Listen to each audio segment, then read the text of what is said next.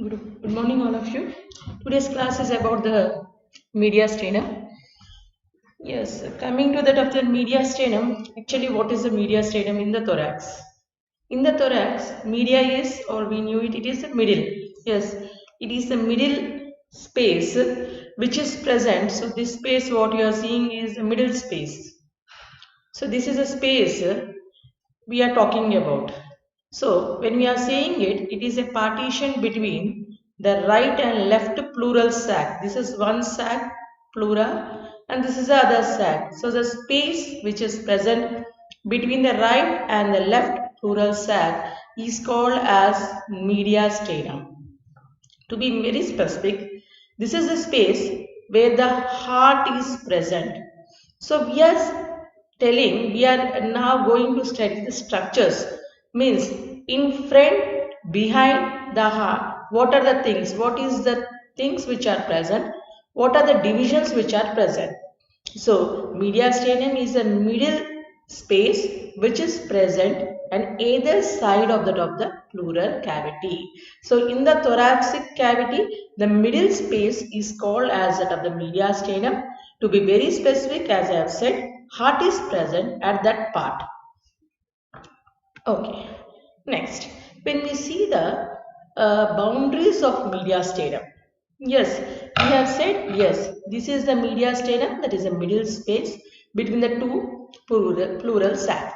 When we see these boundaries, what is present in front, behind, and either side? When we see in this part is called as the sternum. So when you say the extension of the mediastinum, it extends above from that of the sternum, which is the thoracic inlet, to that of the below, it is the diaphragm. Yes. So when you see the boundaries, in front is the sternum, behind is the thoracic vertebrae, either side are that of the pleural sac. Yes. So these are the boundaries, on the whole, the boundaries of the mediastinum. So when we add these boundaries are studied as anterior boundary, posterior boundary, superior, inferior, east side. So as such, if we remember, anteriorly for the mediastinum would be the sternum, posteriorly for the mediastinum would be that of the vertebral column. Yes, if you see here, it is anteriorly is the sternum, posteriorly is the vertebral column, superiorly, if you see superiorly is a thoracic inlet. So this is a superiorly is a thoracic inlet, inferiorly is the dome of the diaphragm. Inferior is the dome of the diaphragm. On each side is a pleural sac. So on each side is a pleural sac. So these are the boundaries of the mediastinum. Anteriorly sternum, posteriorly vertebral column. Yes, anteriorly is a sternum, posteriorly is a vertebral column. Above, that is superiorly is a thoracic inlet, inferiorly is the dome of the diaphragm. On either side is that of the pleural sac. So this is the pleural sac. So what you are seeing it. So these are the boundaries of the mediastinum. Next, coming to the divisions of the mediastinum. The mediastinum, which we have said, which is present between the sternum and the thoracic vertebrae, for the sake of the descriptive purpose, for the studying sake and for the descriptive purpose, whole of this mediastinum is divided into superior mediastinum and inferior mediastinum by an imaginary line which is drawn from sternal angle to T4 thoracic vertebrae. So an imaginary line is drawn from sternal angle to that of your T4 thoracic vertebrae, where the mediastinum is divided into superior and inferior mediastinum. So now the mediastinum, what we have said, which is present between the two pleural sac, is divided by an imaginary line extending from sternal angle to T4 into superior and inferior mediastinum.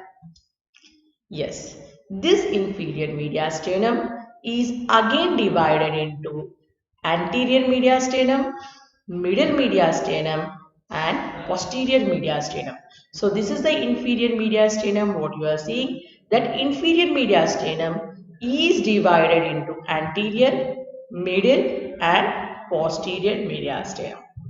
So this is the division of the mediastinum. So when you see the first division of the mediastinum, yes, mediastinum for the sake of descriptive purpose, it is divided into superior and inferior. So by means of an imaginary line which is drawn from the sternal angle or the Lewis angle to T4 thoracic vertebrae. Again, this mediastinum is again subdivided into anterior, middle and posterior mediastinum. So this is the division and subdivisions of the mediastinum. Now when you are talking each mediastinum, we will go in each mediastinum like superior mediastinum, in the inferior, which we have said it is again subdivided into anterior, middle and posterior mediastinum. Let's see in detail each mediastinum, their boundaries, their contents. First, going to that of the superior mediastinum, which is present just above the imaginary line. So because we have said the mediastinum is divided into superior and inferior by an imaginary line drawn from the top of your sternum to the top of the T4 thoracic vertebrae. Before going to that, what is the importance of the sternal angle? Normally it is asked mostly in 2 marks or in your very short notes, or the clinical importance are generally asked during your viva also, and knowing about that is also very important clinically also. The sternal angle, normally if you see it, we have said an imaginary line is drawn from the sternal angle to T4. Where is the sternal angle? This is the sternum. The sternum consists of parts such as manubrium. This is the body of the sternum. This is the xiphoid process of the sternum. Manubrium sterni, body and the xiphoid sternum. Between the manubrium sternum and the body, this angle is called as a sternal angle. So this is called as a sternal angle. The clinical importance of the sternal angle is where even at the second sternal angle, there is intervention of second costal cartilage. Second costal cartilage also comes at that of the sternal angle only. The clinical importance is at this part there is a bifurcation of the trachea takes place at the sternal angle. There is a bifurcation of the pulmonary trunk takes place at the level of the sternal angle. You can see there is a bifurcation of the trachea, bifurcation of the pulmonary trunk, beginning and the termination of the aorta, means arch of aorta begins at the sternal angle and ends also at that of the sternal angle. These are only the few importance of the sternal angle. There is also other things that counting of the ribs. If you need to count the ring, because this at the sternal angle, what rib is coming is a second costal cartilage. From the sternal angle, you can count the ribs second, third, fourth, fifth. In that way, you can count. For counting the ribs also, this sternal angle is very important. So the sternal angle, the clinical importance is there is a bifurcation of the trachea, bifurcation of the pulmonary trunk, beginning and the end or the termination of the aorta takes place at that of the sternal angle, and it is also helpful for the counting of the ribs because second costal cartilage is at the place. So this is the clinical importance at the level of T4 or at the level of sternal angle. Yes, as we have said, now we'll go to the each mediastinum in depth. We'll see the boundaries, we'll see the content. First, the superior mediastinum. The superior mediastinum, when we see the boundaries of the superior mediastinum, in front is a manubrial sternum, anteriorly is a manubrial sternum up till that of the sternal angle. Behind is T4 up to that of your vertebral column, which is extending up to the T4, because up to the T4 thoracic vertebra only we have drawn our imaginary line. So superior mediastinum extends. In front is the manubrium sterni, behind is the vertebral column up to the level of T4. Superiorly is the thoracic inlet, inferiorly is the imaginary line which we have drawn from this sternal angle to the top of your T4 thoracic vertebrae. So this is the boundary of the superior mediastinum. So the boundaries: in front manubrium sterni, behind the thoracic vertebrae up till T4, thoracic vertebrae, above is the thoracic inlet, below is that of the imaginary line which is drawn from sternal angle to T4 thoracic vertebrae. So this is the boundary of the superior mediastinum. When we come to the content of the superior mediastinum, we can say very easily as 4 arteries are present, 4 nerves are present, 3 veins, 2 tubes, 1 gland and 1 duct is present. Means the van structures including a gland and that of the duct. Yes, the arteries which here you are coming is arch of aorta, which is bifurcating into giving brachiocephalic, left common carotid and left subclavian. 4 nerves, right and left vagus with the phrenic nerves. 3 veins where your right and left brachiocephalic join to form superior vena cava. 2 tubular structures, actually we need to say as 3 tubular structures: trachea, esophagus and that of the thoracic duct. 1 gland which is the thymus. So if you say very simply, yes, the superior mediastinum are these. But all these structures can be studied as different subheadings. Same structures as that of your different subheadings. Means the content can be studied in a different subheadings as the content as that of your retrosternal, content of the superior mediastinum. Behind the sternum, what are the present? Retrosternal content.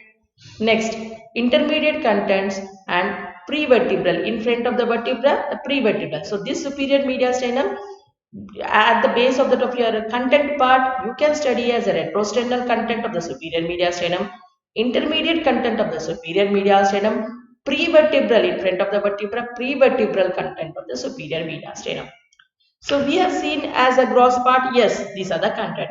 Let's also see if we are dividing and studying in depth as the content part as retrosternal, intermediate and prevertebral. Let's see what would be the contents, these divisions, where there will be coming. Yes, when you come across the retrosternal content of the superior mediastinum, means behind the sternum, in the superior mediastinum, what contents we are getting. Yes, the retrosternal content include, this is the thymus. The first thing is the thymus. When you see the thymus is an organ, when at birth it will be large, coming to that of the age at the level of puberty, it goes on decreasing from that of the age. So when you are opening, when this has to be remembered, because when it differs from the person adult and to that of the puberty person and from that of your child. So when you see the child, you can see in the child the thymus well developed, but coming to the adult, because at it gradually decreases, its size regresses.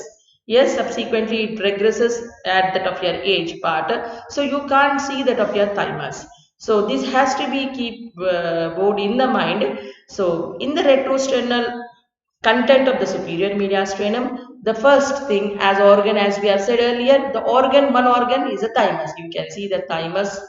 There are muscles which are coming, because behind the sternum, the retrosternal contents we are seeing it. So one organ we have said is the thymus, and the muscles which are coming here are, it is from the sternum to that of the thymus, it is sternothyroid and sternocleidomastoid muscles will be coming behind. And other than that, you can see the brachiocephalic, right and left brachiocephalic join to form that of the superior vena cava.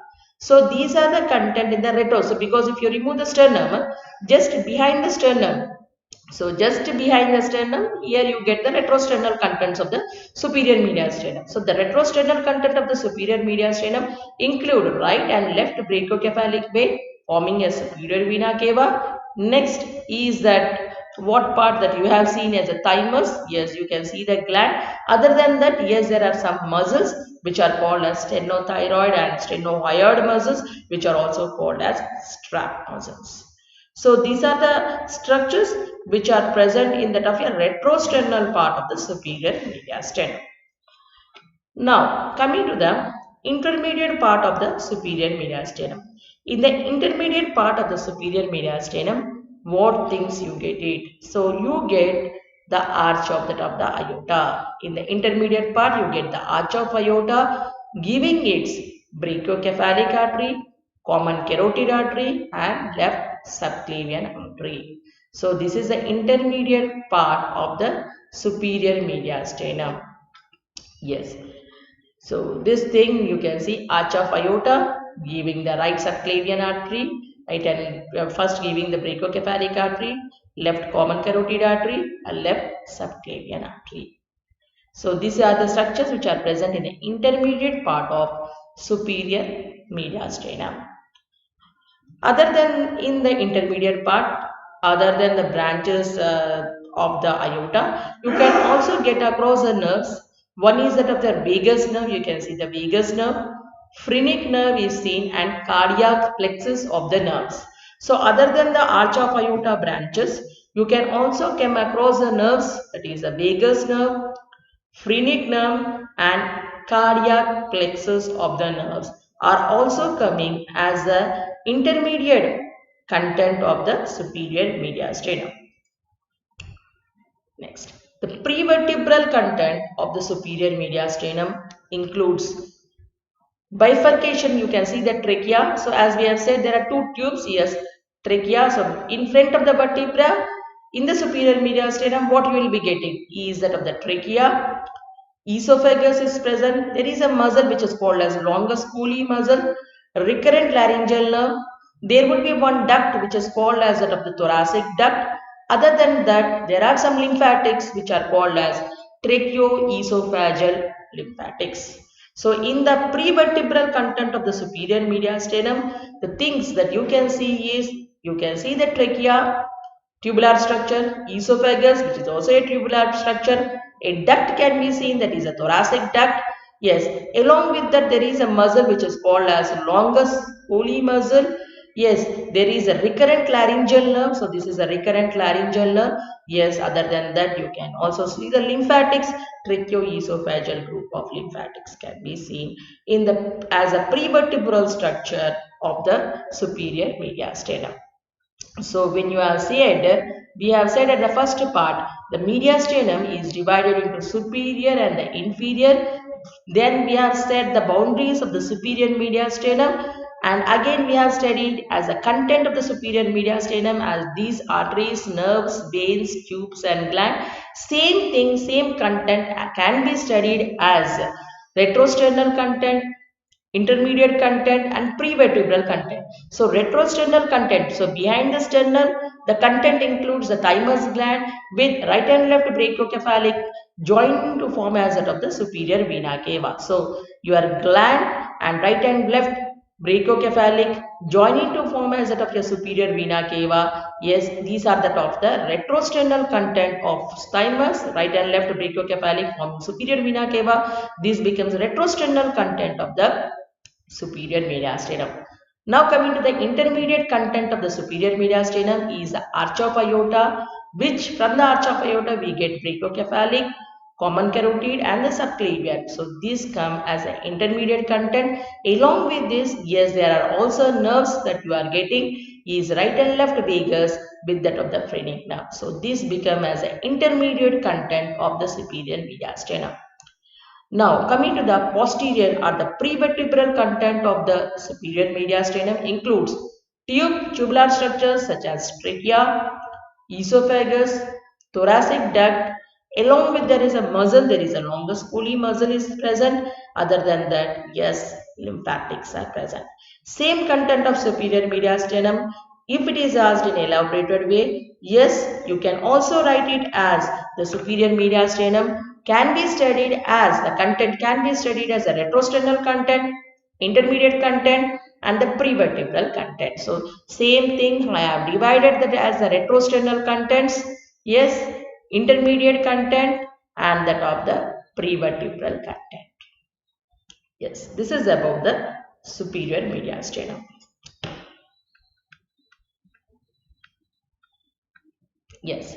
Now coming to that of the inferior mediastinum, we have said for the descriptive purpose, the mediastinum is divided by an imaginary line which is drawn from that of the sternal angle to T4 thoracic vertebrae as superior and inferior mediastinum. So first we have done with the superior mediastinum. We have seen the boundaries with the contents which are divided into that of the retrosternal, intermediate and the prevertebral. Now let's see the inferior mediastinum. The inferior mediastinum is a mediastinum which is present beneath that of the imaginary line. So this is that of the inferior mediastinum. This inferior mediastinum is again this is also a descriptive purpose only for the study sake only. It is again divided into a narrow anterior mediastinum, middle mediastinum and posterior mediastinum. So the subdivision of inferior mediastinum include anterior, middle and posterior mediastinum. Let's we study in depth about the each mediastinum which are present in the inferior. In the inferior, the first is that of the anterior mediastinum, which is present just behind that of the body of the sternum and in front of that of the heart, that is the pericardium. To the heart, there is a covering which is a fibroserous sac covering which is called as pericardium. So in front, so this narrow space, the anterior mediastinum is a very narrow space which is present behind the posterior surface of the body of the sternum and in front of that of the pericardium. So when you say the boundaries of the anterior mediastinum, it goes as such.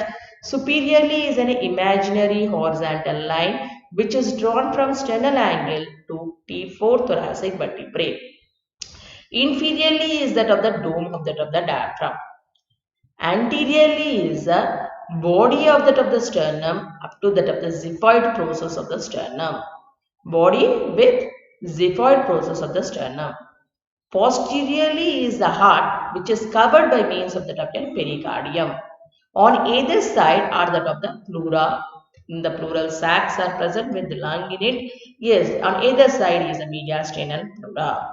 So these are the boundaries of the anterior, this narrow mediastinum. What we are saying, the boundaries above imaginary line, below is that of the dome of the diaphragm. Anteriorly is the body with the xiphoid process of the diaphragm of that of the sternum. Behind is that of the pericardium which is covering the heart.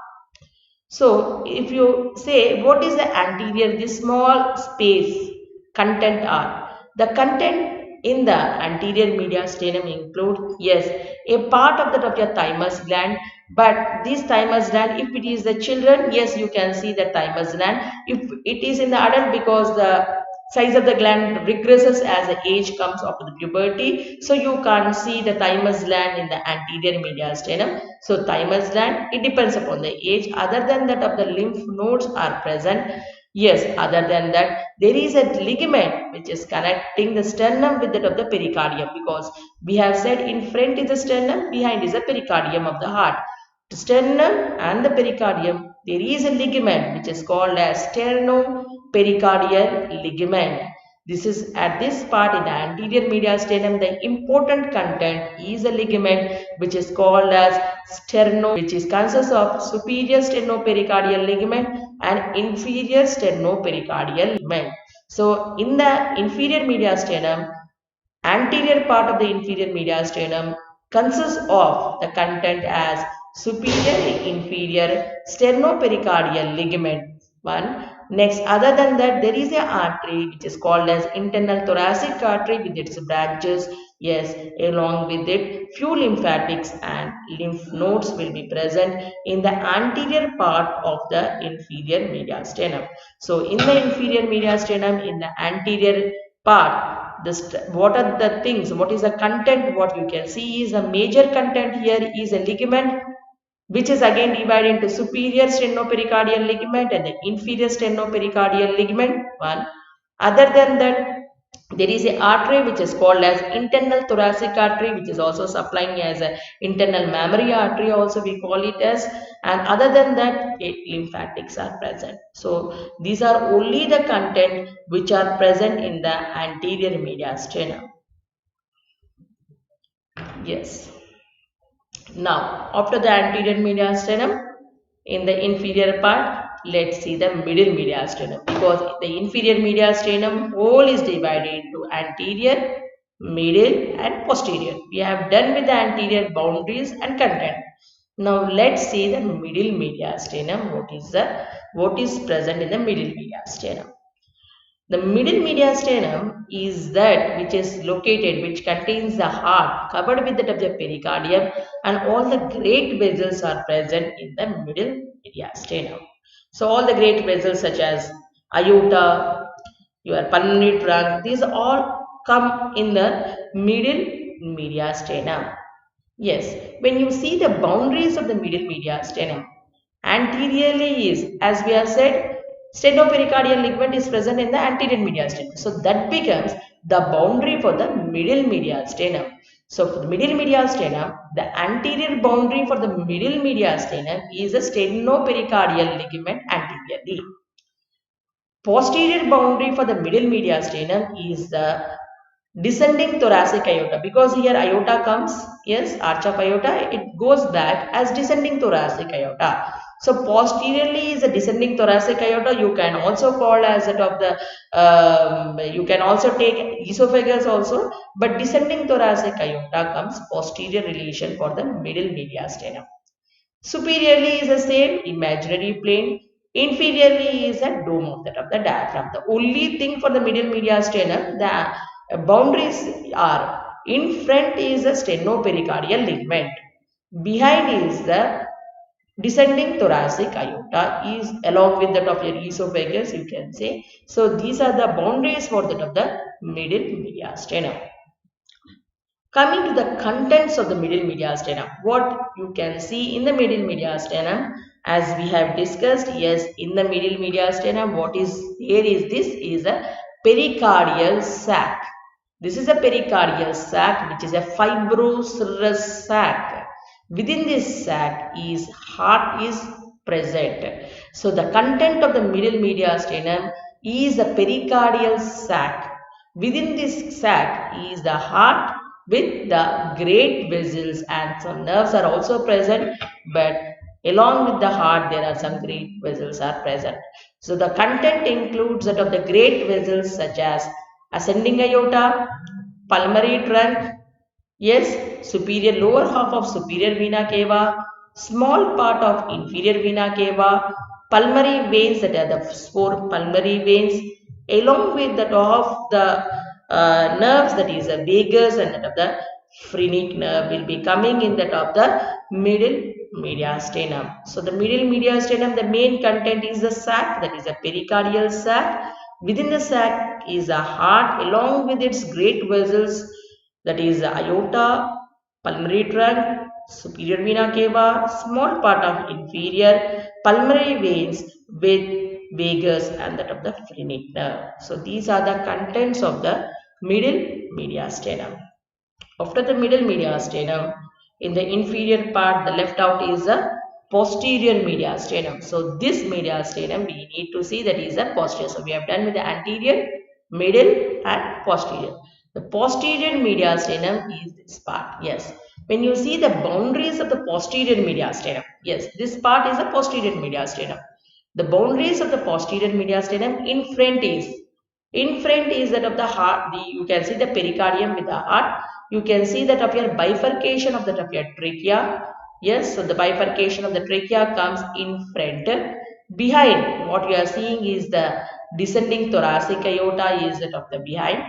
Above is that of the imaginary line. Below is that of the dome of your diaphragm. The posterior mediastinum boundaries as such. In front, what you need to say is, you can say as pericardium, because pericardium, within the pericardium only heart is present. Yes, that you can say it. Along that, you can also say that of your bifurcation of the trachea and the pulmonary trunk, that is also present in front of that of the posterior mediastinum also. That also you can say. Other than that, posteriorly you can say up to T4 to T12 thoracic vertebrae, which come posterior. So that becomes the boundaries of the posterior mediastinum. So these are the boundaries of the posterior mediastinum. Above and below, we knew it from the anterior, middle and posterior. That is the same for all the three divisions of the mediastinum. Above is an imaginary line, below is that of the dome of the diaphragm. Now coming to the content of the posterior mediastinum, these contents as such is, so you can see here, this is the posterior mediastinum. The boundaries as such is a bifurcation of the trachea with the pulmonary trunk in front. Behind is that of your vertebral column, which is extending from T4 to T12 thoracic vertebrae. Above is that of the imaginary line. Below is that of the dome of the diaphragm. So now coming to that of the contents. The contents of posterior mediastinum. Here also you can say the contents as a sum up of how we have said in the superior mediastinum. But for the descriptive purpose, here it is again divided into longitudinal structures and transverse structures. Because in the posterior mediastinum, so this is a posterior mediastinum, there are some longitudinal structures you can say. You can see the trachea, which is a longitudinal structure. We can see the esophagus, which is a longitudinal structure. Thoracic duct as a longitudinal structure. Other than that, you can also see some transverse structures. So you can also see the hemiazygous veins which are present in that of your transversely. So the posterior mediastinum, the contents can be said and can be described as longitudinal structures and the transverse structures. So the longitudinal structures, as we have discussed, vertebrae, yes, descending thoracic aorta is a longitudinal structure, esophagus is a longitudinal structure, yes, thoracic duct is a longitudinal structure, azygous vein is a part is that of your longitudinal structure, and the sympathetic chain with the mediastinal group of lymph nodes comes as a longitudinal structures for that of the posterior mediastinum. Coming to that of your transverse structures, what are present transversely in the posterior mediastinum is, you can see the azygous vein, but as it is up till now you don't know what is azygous.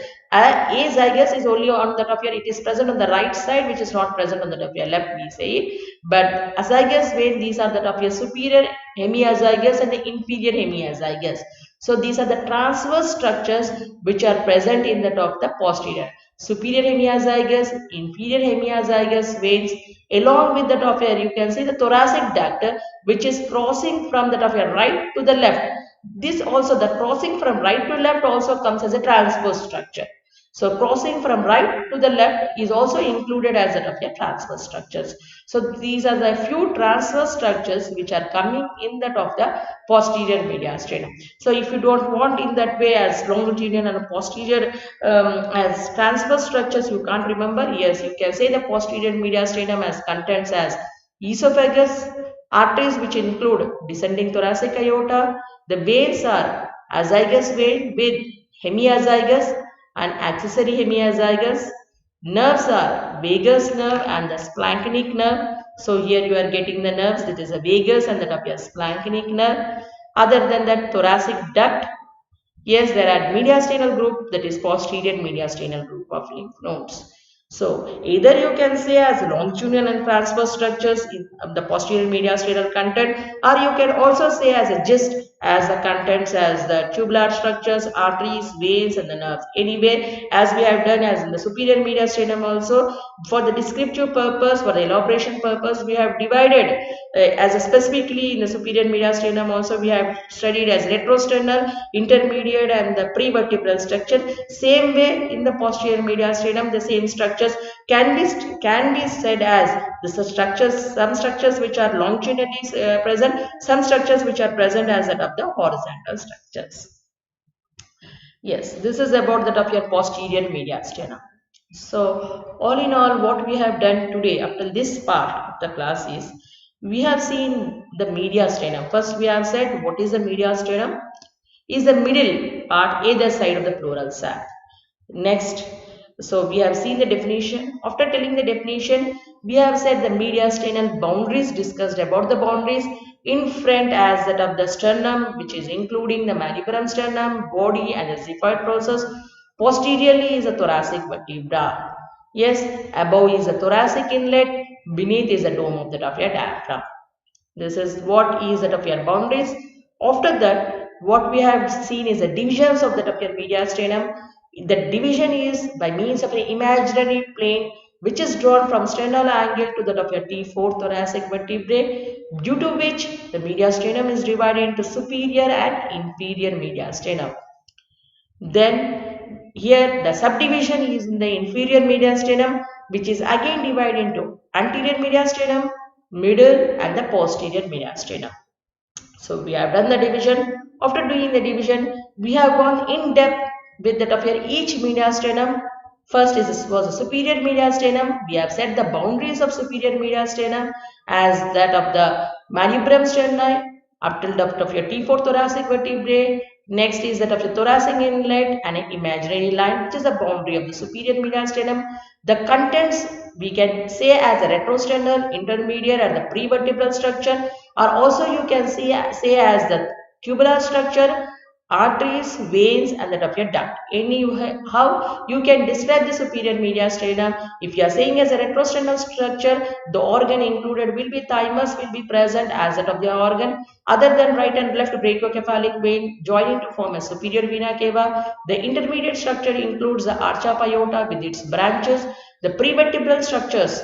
So behind at the posterior part, what we are getting is that you get the longus colli muscle with the trachea and the top of the esophagus, that is the tubular structures, will be coming as a prevertebral structure. Either way you can say it. So that will be the content of the superior mediastinum. Now in the inferior, it is again divided into anterior, middle and posterior. Anteriorly, we have set the boundaries as anteriorly is a body with the xiphoid process. Posteriorly is a pericardium which is covering that of the heart. The content in the anterior mediastinum, which is a very important content, superior and inferior sternopericardial ligament, with which an artery, internal thoracic artery or the mammary artery, with that of your lymph nodes, which is called as that of your anterior sternal group of that of your lymph nodes are present. That is the content in the anterior mediastinum. The middle mediastinum is that of the pericardial sac. What you are saying, the boundaries include, in front is the superior inferior sternopericardial ligament, behind will be that of your descending thoracic aorta, above will be that of the imaginary, below with the dome of the diaphragm. The content is the pericardial sac, within which the heart with the great vessels are present. Yes. Now coming to the last, the posterior mediastinum. The boundaries in front is a bifurcation of the trachea with that of the pericardium. Anteriorly, posteriorly is from T4 to T2 whole thoracic vertebrae. Above is the imaginary plane. Below is the dome of the diaphragm. The content can be described as longitudinal structures or the transverse structures, which include esophagus, descending thoracic aorta, thoracic duct, azygos, and the sympathetic. The transverse include the hemiazygous vein. So these are the structures and the boundaries and the contents of the mediastinum. Now coming to that of the clinical or the applied part of that of your mediastinum. If there is any tumor of any of the organ here, yes, any, because we have seen many organs here, superior vena cava, inferior vena cava, any of them, any tumor can compress and can cause many things. For example, that is called as mediastinal syndrome. So mediastinal syndrome is compression of the tumor. So, and which is, if for example, if there is a tumor on the superior vena cava which is obstructing that of the superior vena cava, that tumor is present which is compressing that of the superior vena cava, what happens? Yes, the venous drainage is obstructed. Same way, the tumor is compressing the trachea. If the trachea is voice box, yes, dysphonia or the breathing problems can occur. If this is obstructing the recurrent laryngeal nerve, there will be dysphonia. Yes, same way, if within this there is a nerve, that is a phrenic nerve which is applying to that of your diaphragm. If this phrenic nerve is irritated, then there is paralysis of that of your diaphragm. Diaphragm is paralyzed. So compression along with that of your tumor. If it is compressing the esophagus, because there are many structures, trachea is there, esophagus is there. So if it is the tumor is going and compressing that of your esophagus, the person can't eat, there is a dysphagia. Yes, he can't swallow. So that condition is called as dysphagia. So these are the some of the symptoms and signs that you get if that they are all together put together as a syndrome, which is called as that of the mediastinal syndrome. So if there is venous compression, you can see this edemas, all you can see that is venous engorgement can be seen. Yes, if there is trachea obstruction, then there would be a breathing problem. Yes, dysphonia, or if there is recurrent laryngeal nerve, there is obstruction, you get to see the dysphonia. If there is esophagus is obstructed, yes, you get dysphagia. So these are some of the things that you come across as a syndrome, which is called as mediastinal syndrome. Yes. So this is a clinical part of the mediastinum. Yes. Now, after the mediastinum, the next thing is that of the pleura. As we have said, either side of that of the mediastinum, there is a sac which is called as a pleural sac is present. Yes, or the mediastinal pleura is present. Let's see what is this pleura. So, this is the pleura which is covering that of the lung. So, if you ask what is the pleura, the definition of pleura, the pleura is a serous sac. It is only the serous sac into which the lung invaginates. So, the lung will be invaginating into that of the pleural sac. So, you can see the lung which is invaginating into the pleural sac. The pleura is only the serous sac. Yes, this serous sac of the pleura consists of two layers. One is a visceral pleura, one more is a parietal pleura. So this is a visceral pleura from inner to out. So first one is a visceral pleura, the next is a parietal pleura. The visceral pleura is that pleura which is adherent to that of the lung. So it is also called as pulmonary pleura. It cannot be separatable. It can't be separated. Disparable means you can't separate the visceral pleura. So it is also called as pulmonary pleura. It is adherent to that of the lung. So if you want to separate the visceral pleura, the lung tissue is also damaged. So it can't be separated. So this visceral pleura is also called as pulmonary pleura, which is adherent to that of the lung. So after the visceral pleura, the next pleura what you are seeing is that of the parietal pleura. Yes, this parietal pleura, depending upon what it is covering, the serous layer, where it is present, it is divided into cervical pleura, costal parietal pleura, diaphragmatic pleura, and the mediastinal pleura. So when you see the each pleura, so this is that what you are seeing. So each pleura, if you see it, so this is that of your cervical pleura. Yes, which is covering the apex of the lung. The costal pleura, which is lining the inner layer of the ribs. Mediastinal pleura, which is lining the mediastinal surface. Yes, diaphragmatic pleura, which is lining the inner part of your diaphragm. So in this way, the parietal pleura which is thicker. The parietal pleura is thicker than that of the visceral pleura. This parietal pleura is divided into where it is present on the location where it is present. So it is called as cervical. It is called as costal if it is present on the ribs, lining the ribs. If it is called as a mediastinal, if it is covering the top, lining the mediastinal part. If it is lining the diaphragm, it is called as the diaphragmatic pleura. So these are the four parts of the parietal pleura. So costal pleura, as we have said, it is that pleura which is lining the top of the inner surface of the ribs. So inner surface of the ribs and the intercostal space is lined by means of this costal pleura. Yes. Now coming to the cervical pleura. The cervical pleura is the dome-shaped pleura. One you have to remember, the cervical pleura is that pleura which is extending above that of the first rib, about 2.5 centimeters. It extends above that of the rib, means above the first costal cartilage. It extends up till that of your neck. It will be forming as that of your fascia, which is called as Simpson's fascia, or it is also called as suprapleural membrane. I am repeating again. The cervical pleura, what we have said, here it is covering the upper part or the apex of the lung, which is called as cervical pleura. The parietal pleura, which is covering the apex of the lung, that parietal pleura is called as cervical pleura. Yes.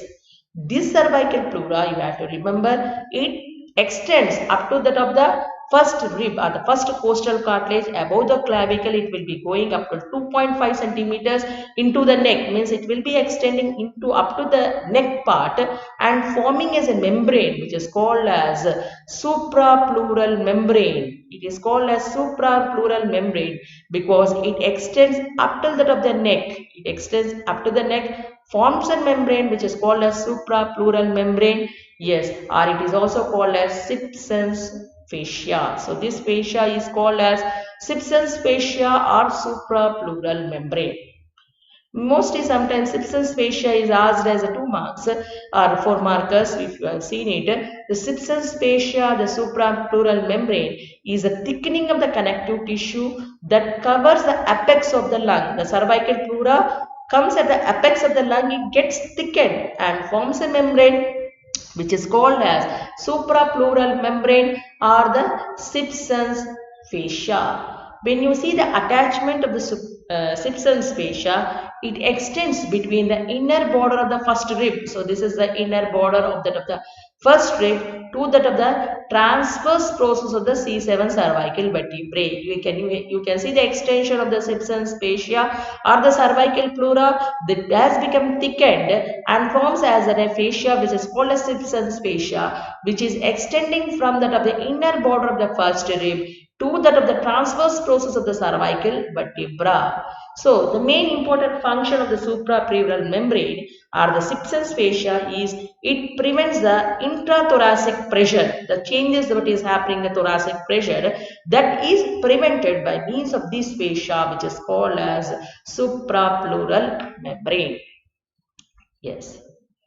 Next, the next pleura is called as that of the mediastinal pleura. The pleura that is lining the mediastinal surface of the lung is called as that of the mediastinal pleura. Next, the diaphragmatic pleura, the pleura which is lining the inner surface of the diaphragm, it is called as that of the diaphragmatic pleura. Yes. Now, let's see a small part. I am not going into the deep because surface anatomy is not being taught. Some part of the extensions or the reflections of the parietal pleura. Now, we have said pleura, yes, there are two, parietal pleura and the visceral pleura. The visceral pleura is one which is adherent to that of lung, which is can't be separated, whereas the parietal pleura, depending upon the where it is lining, it is again divided into costal, cervical, mediastinal and that of the diaphragmatic pleura. When you can see the reflections, means extension of the parietal pleura, it can superiorly, the parietal pleura will be projecting as cervical pleura, it will be coming about 3 to 4 centimeters above that of the first rib. Or the first costal cartilage, it extends up to that of the neck part and forms as a suprapleural membrane as Simpson's fascia. That is superior extension or the reflection of the parietal pleura superiorly. So, when you see the anterior reflection of the parietal pleura, anteriorly the pleural cavities extends up to the upper part of the sternum and to the lower part of the sternum. Yes, it does not come as close to the midline of the left side. Yes, so anteriorly it extends to the posterior surface of the sternum above and that of the below. So that is the anterior extension. Superior we have seen, anterior extension. Now coming to the inferior extension. Inferiorly along the mid-clavicular line, the parietal pleura extends up to that of your 8th rib.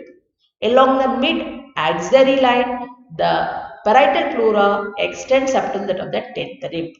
So this is a reflections of the parietal pleura inferiorly. So inferiorly along the mid-clavicular line, it extends up to the 8th rib. Along the mid-axillary line, it extends up to that of the 10th rib. So this is an inferior extension of the parietal pleura. So we have seen the extension or the reflection of the parietal pleura superiorly. Remember, it extends up to that of your above that of your first rib. Yes, anteriorly it extends to the posterior surface of the sternum above and that of your below. Next, coming to that of your inferiorly along the mid-axillary line and that of your mid-clavicular line, respectively it extends up to the 8th to that of the 10th rib. So this is a reflection of the parietal pleura. Now after the parietal pleura, visceral pleura we have said it is also called as pulmonary pleura, which is very much adherent to the lung. It cannot be separated. The thing that you have to see is even in the fissures because in the lung it is you say right lung and left lung, you can everybody knew it, that is a horizontal fissure and that oblique fissures are present. Even that horizontal and oblique fissure, the lining, what you are seeing is a visceral pleura is firmly attached to the surface of the lung, including that of the fissures which divide the lung into that of your lobes, that is 3 lobes. Right lung there is 3 lobes, left lung it is a 2 lobed, yes, bilobed. Yes, the visceral pleura is coming into this fissure. It is also lining these fissures also. So in that way, your visceral pleura is not separated from that of the lung. Yes. One more, the most important thing is what is pulmonary ligament.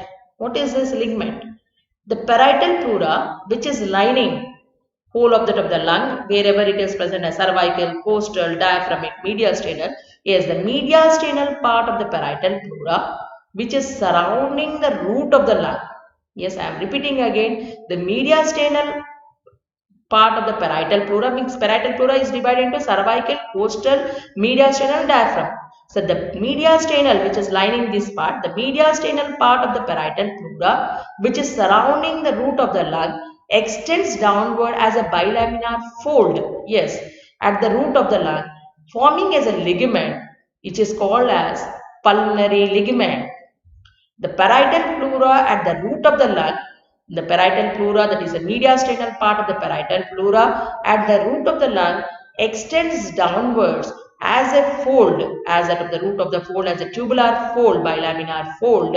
Yes, that is called as a ligament, which is called as of the pulmonary ligament. So this is the fold what you are seeing it. The pulmonary ligament consists of loose areolar tissue with few lymphatics are present. So this is a loose, in this it includes a loose areolar tissue with few lymphatics are present, and it provides a dead space into which the person is very fastly, if he is running, into which the pulmonary veins can expand when there is increased venous return. Mostly it happens when the person is when they are doing exercise, when they are running, at that time there is more venous return, increased venous return. At that time, the pulmonary ligament, what we have said, which is a bilaminar fold, which is extending of the top of your parietal pleura as a bilaminar, which contains loose areolar tissue and few lymphatics. Yes, that is called as a dead space. It is into which the pulmonary veins will be expanding during the increased venous return. And even the lung roots can also descend into it with the descent of the diaphragm. If the diaphragm descends down, yes, if the diaphragm descends, even the lung root can descend into that of the space, actually the dead space, which we are calling as that of the pulmonary ligament. Yes. There are recesses in the pleura of the lung which are called as costodiaphragmatic recesses. The recesses, the meaning of this recess is a reserved space. So in the pleura there is some space which are called as reserved space are present. These spaces are costodiaphragmatic and costomediastinal recesses are present. They are the reserved spaces for the lungs to expand. Reserved space for the lungs to expand during deep inspiration. Whenever there is a deep, person is taking deep inspiration, the lungs would be expanding. So the lungs will expand into this reserved space which is present, which is called as costodiaphragmatic recess. Yes, these are two recesses, which is one is called as costomediastinal recess, which is present at the mediastinal part of the pleura and costal pleura. Between the costal pleura and the mediastinal pleura, then this recess is present, which is called as costomediastinal recess. There is one more recess which is present between that of your costal and the diaphragmatic pleura, which is called as costodiaphragmatic recess, which is about 2 to 5 centimeters in length. Yes, you can see from that of your 8th costal cartilage. This can be seen. So this is a reserved space. Both recesses are the reserved spaces which help for the lungs to expand during deep inspiration. So if you want to see this reserved space, it is only at the expiration part you can see it. But during inspiration, during the deep inspiration, these are preoccupied by means of this costomediastinal and costodiaphragmatic recess, because these are the reserved spaces during inspiration. So if you want to see, you can see only during expiration part, movement of the lung. Yes. Now coming to the nerve supply, as we have said, pleura, there are two types, that is parietal pleura and one more is a visceral pleura. The parietal pleura is that which is sensitive to pain, temperature, touch and pressure. Here also the costal pleura is supplied by intercostal nerves, segmental intercostal nerves, whereas the mediastinal pleura is supplied by the phrenic nerve. Diaphragmatic pleura, which is a dome of it is supplied by lower 6 thoracic nerves. So this is the nerve supply of the parietal pleura, and the parietal pleura at the part of the chest wall, it is supplied by somatic nerves, namely the intercostal nerves and the phrenic nerves.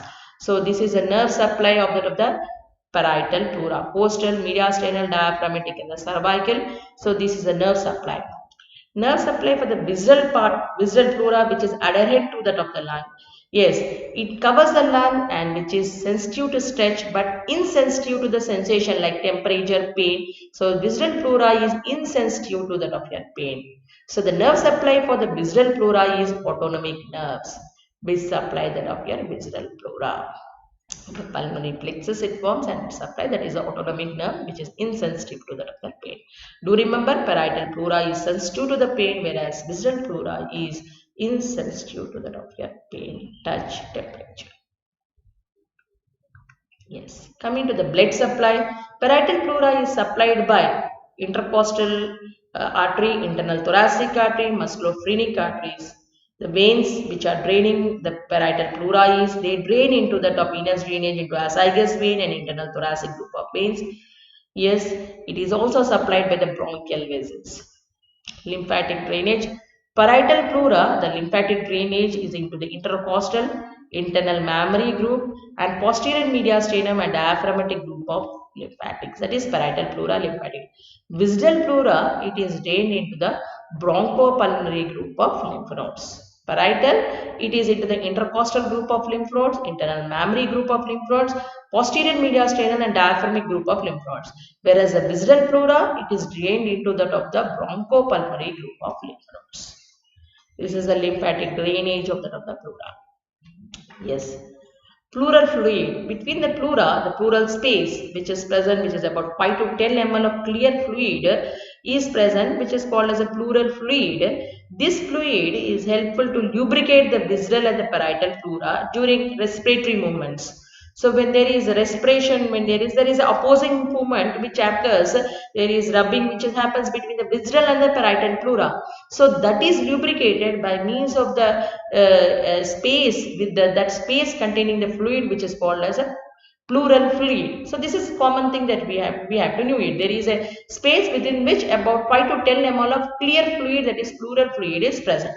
But in some cases, this fluid, this space can be occupied by fluids such as hydrothorax, pneumothorax, yes, pyothorax, it can have a pus in it, hemothorax, if blood is coming and occupying, pneumothorax, if air is coming, or both pus with the air can come.